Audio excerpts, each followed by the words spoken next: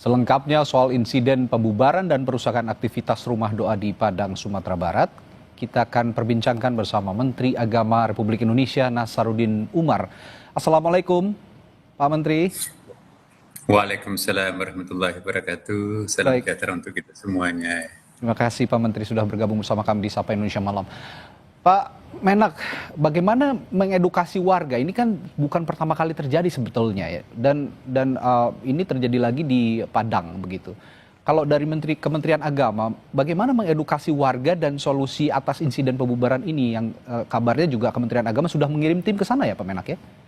Ya, baik. Pertama-tama saya ingin mengucapkan dulu rasa concern kami, keprihatinan kami akan kejadian seperti tadi yang bisa diberitakan ya. Sesungguhnya saya sependapat dengan apa yang disampaikan tadi oleh eh, Pak Fauzi Bahar ya, sahabat saya ya, bahwa sebetulnya ini adalah dipicu oleh kesalahpahaman. Cuma itu bersentuhan dengan masalah agama. Kesalahpahaman ini juga bisa bersentuhan dengan adat, bisa juga bersentuhan dengan kepentingan politik, ekonomi, dan sebagainya. Ini kebetulan sedikit bersentuhannya dengan masalah agama. Jadi masalah kesalahpahaman ini perlu menjadi objek perhatian kita bersama, khususnya menyangkut masalah keagamaan ini, karena inilah sebabnya mengapa kami di Kementerian Agama ini memperkenalkan suatu model pendekatan baru yang ke depan. Dengan pendekatan ini insya Allah mudah-mudahan akan mengeliminir peristiwa-peristiwa yang seperti ini di masa akan datang. Apa yang kami silakan dengan kurikulum cinta. Kalau kita bicara tentang agama ada 3 dimensi. Dimensi yang paling dalam itu sebetulnya adalah aspek teologi. Ya, artikulasi teologi itu nanti muncul apa yang disebut dengan logos ya. Dari logos itu nanti turunannya adalah menjadi biasa kita sebutkan dengan etos ya. Etos itu sama dengan nanti habitnya. Nah, kalau kita bicara tentang agama, ketiga dimensi ini harus disentuh. Nah, selama ini kita hanya menyentuh persoalan-persoalan hilirnya. Kita tidak mencoba untuk menciptakan suatu kondisi bagaimana menyelesaikan faktor hulunya. Oke. Di sinilah sebagai Menteri Agama baru ya kami mencoba untuk memperkenalkan suatu konsep kurikulum kurikulum baru yang disebut dengan Cinta kurikulum tadi ya Pak. cinta. Ya, Iya. baik. Jadi begini, dalam mengajarkan agama tidak boleh kita menekankan pertentangan perbedaan antara satu agama dengan agama yang lain. Ya. Semua agama itu mengajarkan cinta dan inti dari semua agama itu adalah cinta.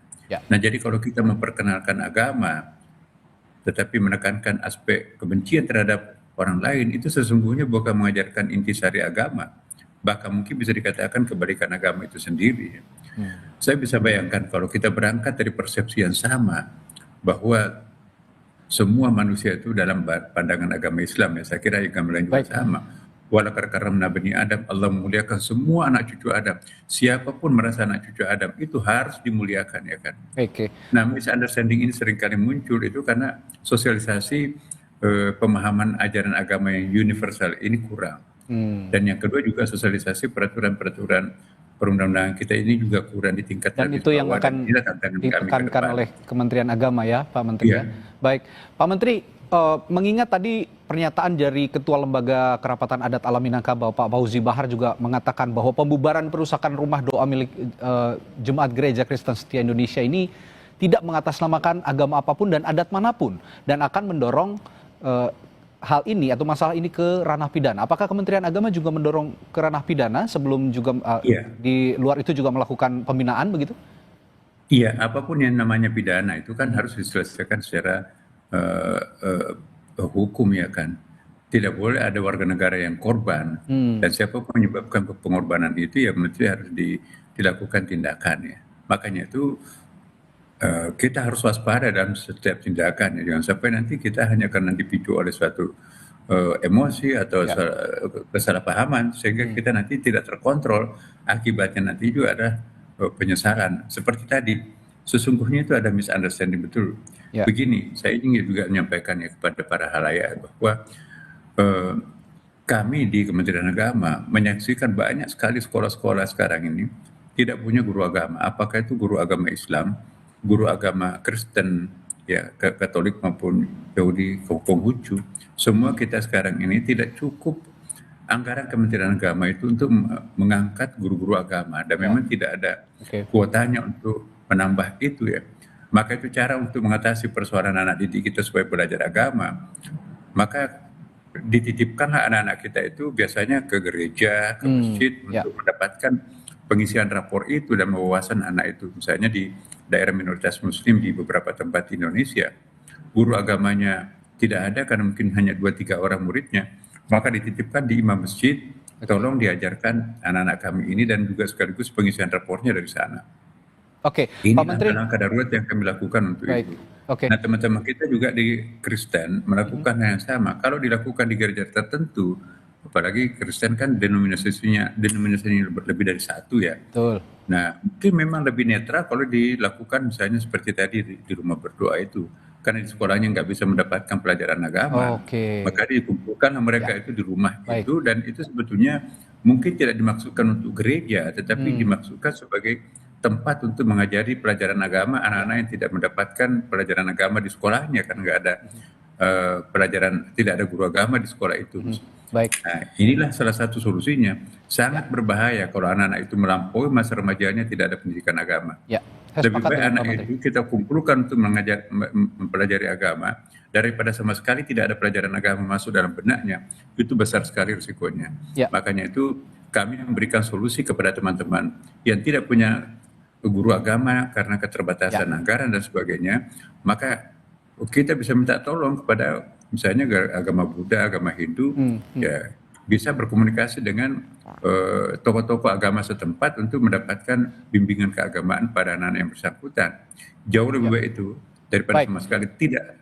Atau misalnya non-muslim tapi belajar agama Islam demi untuk melengkapi rapornya, itu juga tidak bijaksana ya.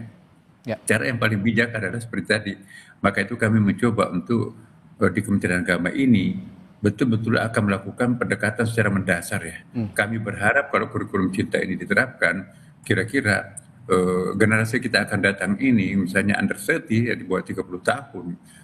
Dan ini bukan sasarannya bawahnya dari TK sampai perguruan tinggi, pelajaran agama itu betul-betul harus terintegrasi dengan menekankan aspek universalitasnya agama itu. Saya sangat sepakat dengan apa yang dikatakan Pak Menteri, bahwa memang agama apapun, bahwa pelajaran agama adalah landasan kita juga menjalani kehidupan yang lebih baik, menjalani kehidupan bersaudara yang lebih baik, meskipun dengan berbeda agama. Saya sangat sepakat.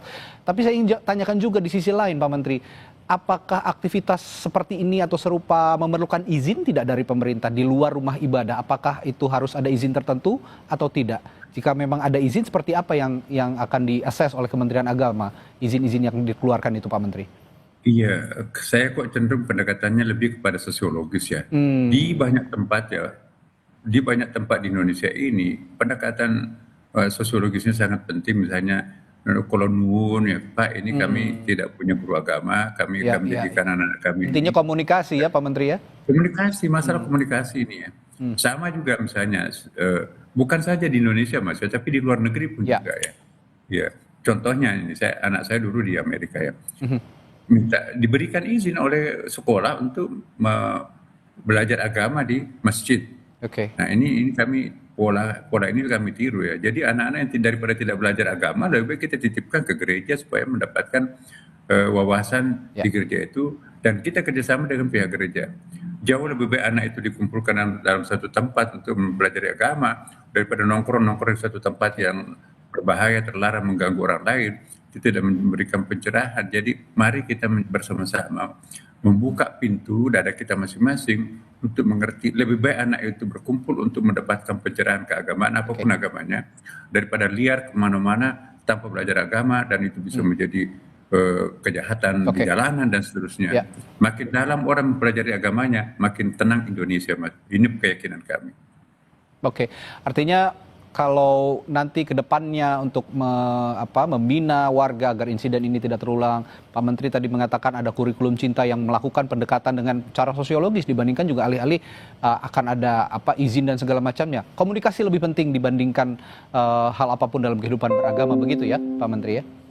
Iya, disambut baik oleh tokoh-tokoh agama, Mas. Saya bersyukur ya, Ya, gagasan kami di Kementerian Agama ini serta-merta kawan-kawan kita dari agama-agama lain mendukung sejak lama sebetulnya, ini kita tunggu-tunggu dan baru kali ini muncul, dan saya berharap baik. mudah-mudahan ini berhasil. Dan siapa sih di Indonesia, nggak ada orang lain, kita sama-sama warga bangsa Indonesia kok. Hmm, Jadi hanya misunderstanding saja ini. ya, Kalau kita sudah bersentuhan secara sosiologis, maka otomatis nanti itu juga perbedaan agama itu kan dia nggak jadi soal. Agama apapun juga, semua mengajarkan toleransi ya. Apalagi dalam Islam ya kan, Nabi Muhammad SAW itu betul-betul itu luar biasa itu toleransinya. Itu tidak pernah menghabiskan, tidak pernah melenyapkan Yahudi, Nasrani, sekalipun mayoritas mutlak ya. di Madinah. Bahkan memberikan fasilitas-fasilitas yang diperlukan oleh mereka sepanjang mereka itu berkooperasi dengan garis kebijakan itu. Maka itu saya kira memang aturan-aturan ini juga harus ada ya, dan harus disepakati bersama. Baik. Saya setuju, siapapun yang salah ya harus mempertanggungjawabkan Ya. perbuatannya dari Siapa- manapun juga kelompok itu. Oke, siapapun Oke. yang salah harus mempertanggungjawabkan perbuatannya. Artinya ya, kalau memang ada unsur pidana silahkan diproses. Tapi intinya Iya. kehidupan beragama adalah komunikasi, dan kehidupan beragama adalah pendidikan keagamaan juga yang cukup. Apapun latar belakang agamanya, jika memang punya pendidikan beragama yang cukup, Betul. yang baik, kita niscaya juga akan bisa saling menghormati, bisa saling memahami satu sama lain. Begitu ya Pak Menteri. Baik, terima kasih Benar. Pak Ya, Menteri terima Agama, kasih. Pak